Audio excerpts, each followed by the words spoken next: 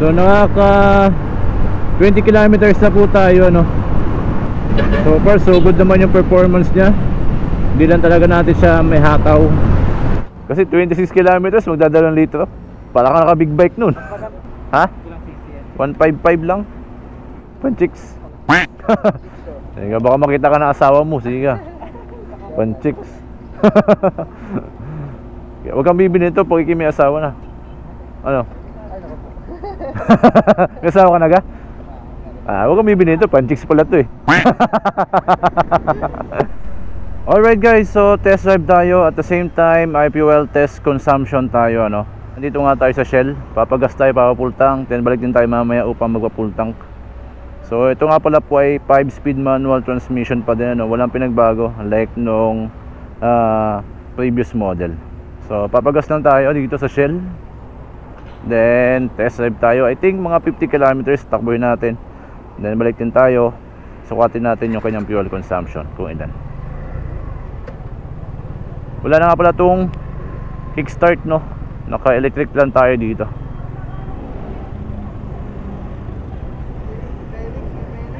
B-power sir? Oo. Full tank po. Full tank. Sige. Ito po sir, full tank. Sige. Kaya sama kita sa vlog So ang ating odometer is 224. Yung ating natatakbo pa lang. Then balik din tayo dito mamaya after natin mag-test drive kung ilan ang kanyang fuel consumption. Tayo po may naka-emblem dito na Suzuki, left and right, no. At kulay blue yung ating kulay na dala. Shoutout nga pala kay Dino Choi doon sa owner. So ito na po, pupultang na natin ang motor mo. 300 plus, I think 300 plus yan. Hanggang sensor lang po ba sir or sasagad ko? Sige, sagad mo. Para ma-record na maayos. Oo, ma-record natin ng maayos. Yan, I think okay na dyan. Okay na po? Oo, dyan na pala tandaan natin. Naabot dyan. Okay na po sir? Oo. Kasama ko sa vlog sir, YouTube channel mo. Blackman Moto. May sticker ka boss? Wala boss eh. Hindi pa ako napapagawa.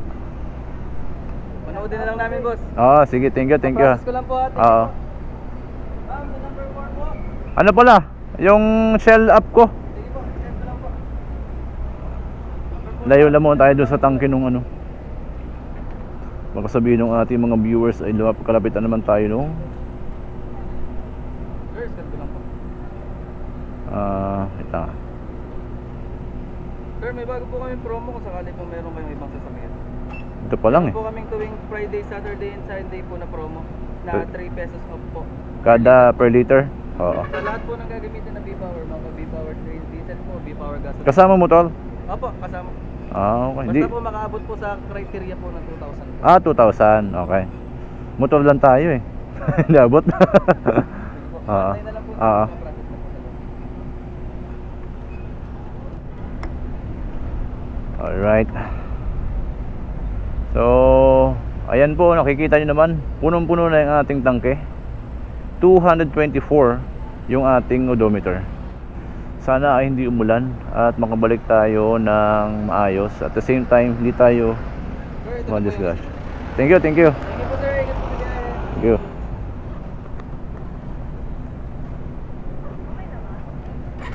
Let's go.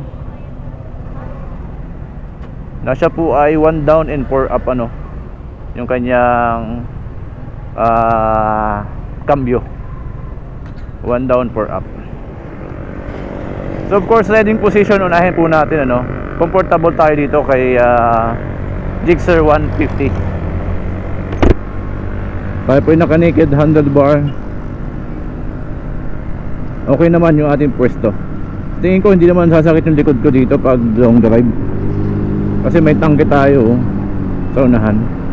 So noon talaga ang gusto kong unit ay ganito, may tangke sa unahan para at least alam mo yung dating maangas, brusco, ang ganun eh. Then naka-naked handlebar. So isa sa mga option natin dati itong Gixxer 150. Yung kanya pong throttle response ay accurate naman, no, yung kanyang throttle response. since tayo po ay nasa break-in period pa lang, hindi natin hatawin. But I think patakbo lang tayo ng mga 18 sagad, no? At tinanong ko naman yung owner kung anong takbo dito. Kahit break-in, ayaw ko daw ang bahala. Then accountability natin yung unit kapag hinaram natin, and at the same time babalik natin to ng full tank. Alright, ingatan tayo. So yung arangkada niya hindi ganun kalakas. Yung arangkada niya, no? Kasi dati naka 4 valves yung gamit natin. Talaga sa arangkada maasahan natin eh. Ito hindi naman siya delay, kaya lang hindi talaga ganun lang kalakas yung kanyang arangkada. So yun lang napansin ko.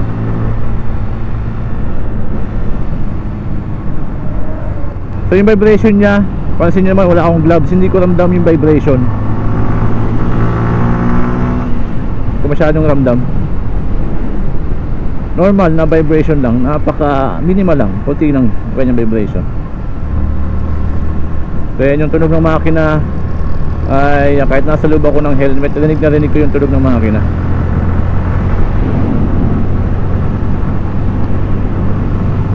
Of course, gagawin nating fuel test consumption. Tatlong factor sa malagi yan pagka-test. Of course, yung ating riding style, yung paggamit ng throttle. So hindi naman tayo waswas gumamit ng throttle. Kumbaga hindi tayo gumagamit ng throttle kapag hindi tumatakbo yung unit. Then road condition. So dadaanan natin ay hindi naman po paahon, ano. Kumbaga pantay lang yung dadaan natin, more on highway lang. At of course yung pangatlo, yung bigat ng rider. Tayo po ay nag-range ng 80 kilograms. So of course yung fuel consumption nito kapag kayo po may angkas or may kabigatan yung sakay ninyo ay isang factor yon. Sabi nila kasi pumapalo to ng 45 to 50 kilometers per liter. So alamin po natin ngayon kung makukuha natin yon. Ang takbo natin, katulad sa sabi ko kanina, magmamax tayo ng 80 kilometers. Yung kanya pong brake and clutch lever, malambot yung kanyang brake and clutch lever. At the same time yung preno niya, since both tayo naka disc brake unat likod, malakas din yung kanyang preno.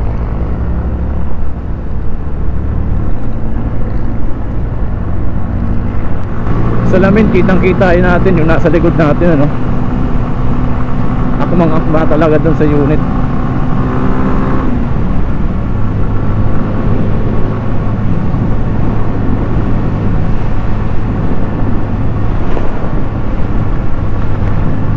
Yung tagtag ng suspension, hindi siya matagtag. Normal lang na telescopic fork suspension na hindi matagtag. Kasi iba, pansin mo, kahit pantay o highway ka dumadaan, medyo matagtag, matigas eh. Ito hindi, sakto lang. Then yung gulong naman natin, sakto lang yung PSI nya, kaya yung play na suspension maganda.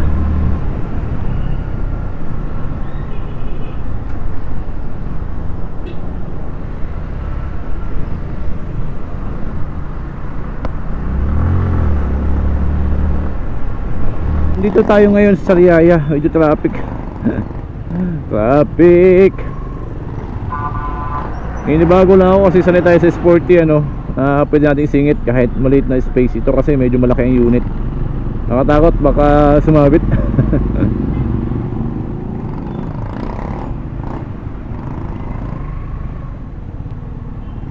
Nakaka 9 kilometers na tayo, ano. 24 kayo ng N33 na. So nakaka 20 kilometers na po tayo, ano. So far so good naman yung performance niya. Hindi lang talaga natin siya may hataw. Hanggang maximum lang natin 80. Pero yung stability, yung riding position, yung braking system natin, yung suspension, so far so good. Kaya lang umaambo na. Papatigil pa ata tayo.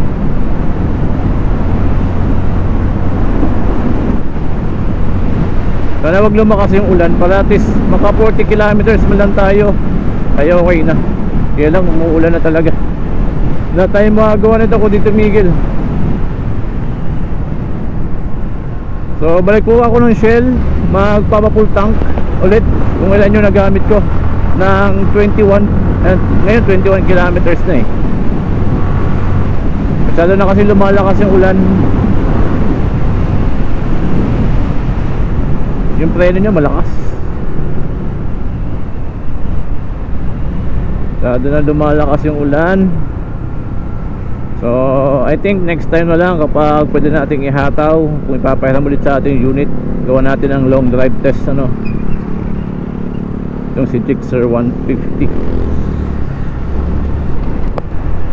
So alright, yan nga, malakas ang ulan. Tatapusin natin yung video natin. Magpapagasa lang ulit tayo sa Shell. Balik na tayo doon. Nakaka 26 kilometers pa lang ako ano.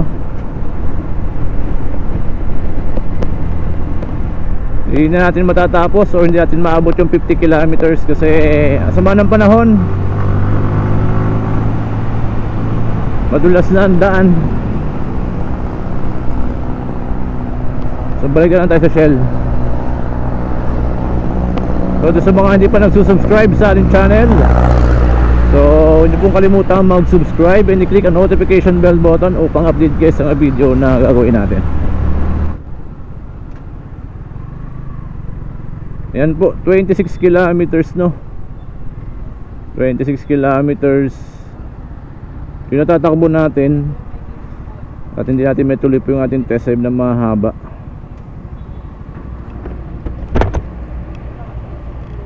Pwede lang natin kung ilan. Kuya, konti lang ito malamang ha. Kasi nakaka 26 kilometers pa lang ako. Ano natin? Ipupul tank lang natin. Oo, tingnan ko lang kung naka... Yan. Anong kulay siya? Pula ba tayo? Pula, pula, pula. Yan. Dahan-dahan lang ha. Hanggang dyan lang sa ano. Katulad nung kanina.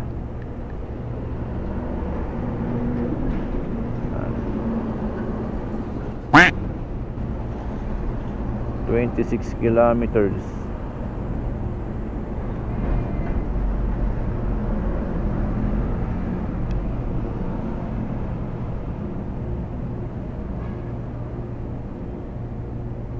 So bakit ganun? Ang hagad.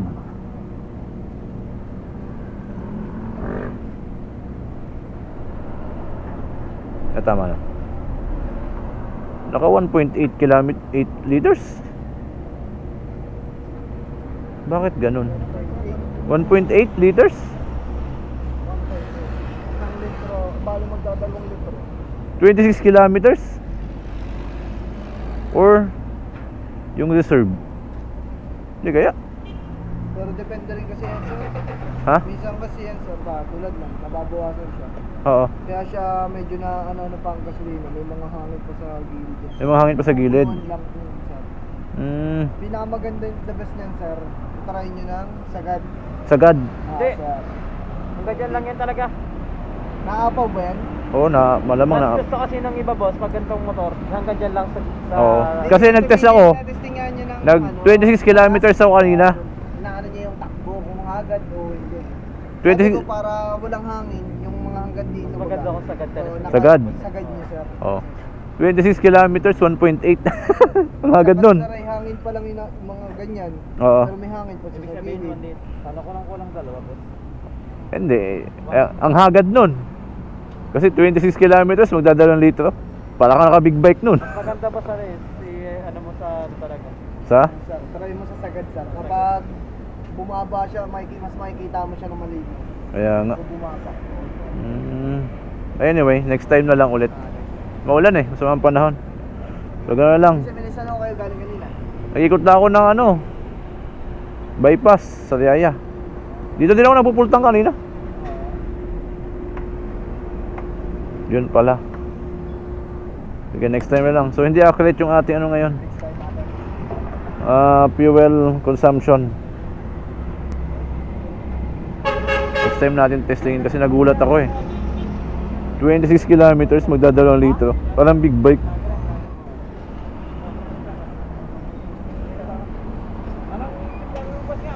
Ha? Blackman Moto. Hiniram ko lang kasi to. Hiniram ko lang, nanghiram lang ako ng unit eh. Nagamit ko lang, tinadescribe ko. Pang ano lang talaga. Pang content lang. Bago pa, 250 pa lang natatakbo eh. Kaya sama ng panahon.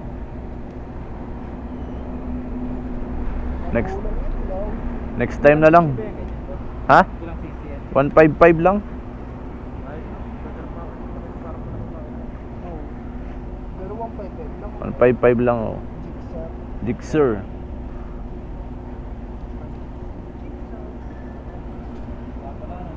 Thank you ha. Thank you. Panchicks ba?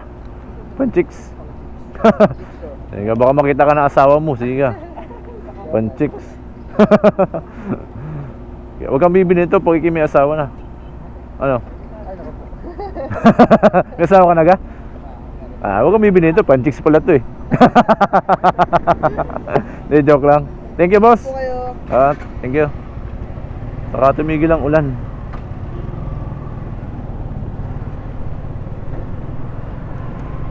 Alright, hindi accurate yung ating ano kanina. Gasolina. Naman ng gasolina. So next time, kapag may chance na meron ulit ito, ipahiram sa atin, gamitin ulit natin para ma-testing talaga natin yung fuel consumption. So far, mapapakita ko lang sa inyo yung performance niya, no? Performance niya, so far so good naman. Suspension, nabanggit ko kanina. Riding position. So okay na okay, wala naman tayong masabi. Since bago pa to, wala pa halos isyong lalabas. Kaya doon sa mga owner dyan ng Gixxer 150 version 2, so i-comment nyo lang po sa ating comment section para at least makatulong po doon sa mga nagnanais bumili ng Gixxer 150. Alright,